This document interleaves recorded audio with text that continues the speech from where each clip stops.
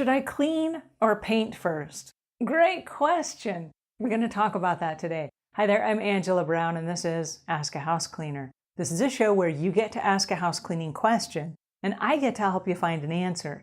Now, today's show is brought to us by housecleaning360.com, which is a 360 view of the perfect home.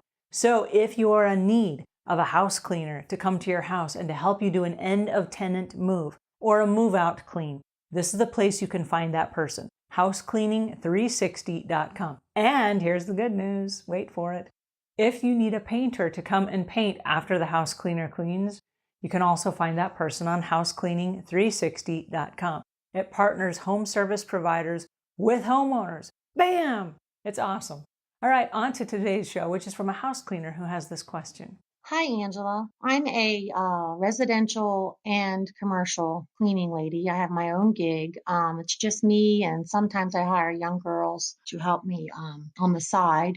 But I have a very, very disgusting rental redo that I'm being asked to do, and not been cleaned for 5 years. And they had a roach infestation, which is now gone, of course. But the carpet is dirty. They want me to clean so the painters can come. And they want me to vacuum the carpet and then clean. But since they're replacing the carpet, I think they should have that removed so I can clean and sanitize because it's really gross.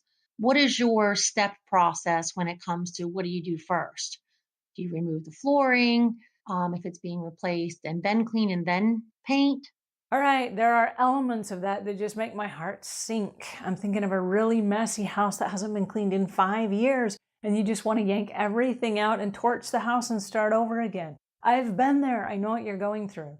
All right, so as you go to the customer's house and you're going to do a walkthrough, this comes between you and the homeowner. The process of what you're going to do next is determined by the homeowner. And so going in and you look at the floor and you're like, there's no way I can vacuum this floor and make sense of this before the painter comes.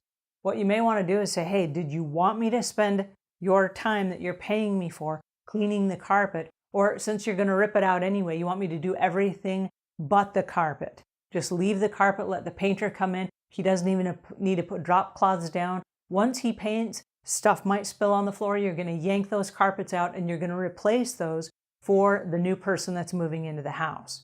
Once you have that conversation, what you've done is you've planted seeds in the mind of the homeowner who probably hasn't thought through that.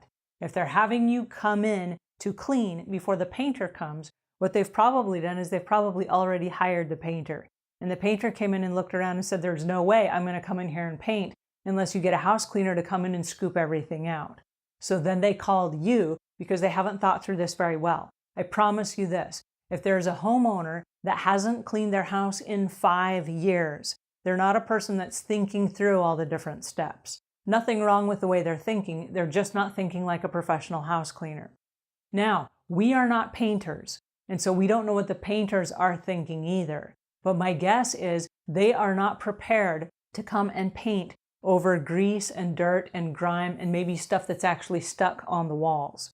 So it's possible that they want you to do a total gut through of the house, then they'll come in and paint, and then the homeowner needs to hire you back to clean up all of the painting debris, any of the dust, tape, anything that was left behind before the carpet guys come in, or maybe even after the carpet guys, so that you can reset the house for the new homeowners. So your job is not one, but probably 2 cleanings. So which do you do first? I don't care. The homeowner probably doesn't care either, but they need you to make some suggestions. And so as a professional, you get to put on your professional consulting hat and you get to show up and do a walkthrough of the house. And you get to look at everything and inside your head freak out and go like, ugh! It's going to take a lot of work. And then you have to professionally present that to the client. Here's what I would recommend for this particular job. Based on the condition of the flooring. Don't make it the customer's fault, make it the floor's fault. Based on the condition of the flooring, the condition of the walls, the condition of, and you talk about the condition that the home is in. It's nobody's fault and we're not passing blame. We don't want to embarrass the customer and say things like, oh, this is so gross. Oh, it smells bad in here. Yeah, it does. That's why they've hired you. And so they're very well aware that they need much more than they're able or willing or know how to do for their house. So You walk in and you're freaked out. That's fine. Freak out on the inside. On the outside, paint a professional picture. Here's how much it's going to cost to hoard all this stuff outside and to put it in a trash dumpster. Here's how much this is going to cost to rip out the flooring. Are you going to pay a carpet cleaner to come and rip out the flooring, or did you want us to do that as well?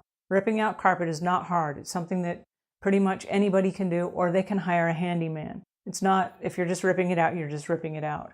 What you do have to be careful of are the tack strips where they've tacked the corners of the carpet to the walls and the flooring so that it doesn't go anywhere. And those have little nails on them. You don't want to step on those. So you want to be careful if you do pull up the carpet yourself. But you might add on to that as part of your construction clean. You're going to gut everything out and take it with you. Now, if you do that, you're going to charge them a much higher fee than you would if you were coming in just to do a move-out clean. And so you have to be very specific about what it is you are able to provide. And if that's not a service you've ever done, if you've never ripped out carpet, please don't bid that into your bid, okay? You don't want to overpromise for things that you can't deliver, that you have no idea what you're talking about or doing, right? So if it's not something you do, don't add that into your bid. But if it is, go ahead and create a nice fancy bid and say, here's my price. Now, the customer right now, because they're not thinking through everything, they may call 2 or 3 people and get estimates and quotes and whatever. That's fine. But the reality is you want to paint a picture that says you will provide all these different services. And they look at it and they say, wow, these are services I didn't even know I needed. And so you are an invaluable person to me. I must hire you. And it's not hiring you for one time. It's hiring you for 2 times. You're going to do a before the painter clean. You're going to do a ready for delivery clean. And the ready for delivery is going to be your last minute everything. Where right now this is going to be kind of a gut out clean. You're going to be carting dead roaches away and dead mice and mice poo and bad carpet and stinky socks and whatever was left behind. There are gobs of things that people leave behind when they haven't cleaned in 5 years. So the cleaning that you're doing right now, it's not a delivery clean. This is not getting ready for the next person to move in. This is getting ready for the next step, which is the carpet guys coming in and the painter guys coming in. So whatever you decide to charge, that's going to be between you and the homeowner. But my suggestion is that you spend some time and you really think through what it's going to take to do this job properly, because you don't want to underbid the job. And if you come up with a price that is more expensive than you're comfortable with, that's probably a good thing. And the reason being is you don't know how involved this is going to be. And I promise, I don't know why, but I promise it always takes longer than we anticipate. You start to rip something up and you realize there's mold there, and it was hiding by something that was in its way. You didn't see the mold and you didn't bid for the mold. So it always takes a little bit longer and a little bit more cleaning supplies and a lot more chutzpah than you actually bid into your bid. So that would be my suggestion. But get the homeowner involved in the decision-making process and help them understand that because of the condition of the house, these are the things that you would recommend.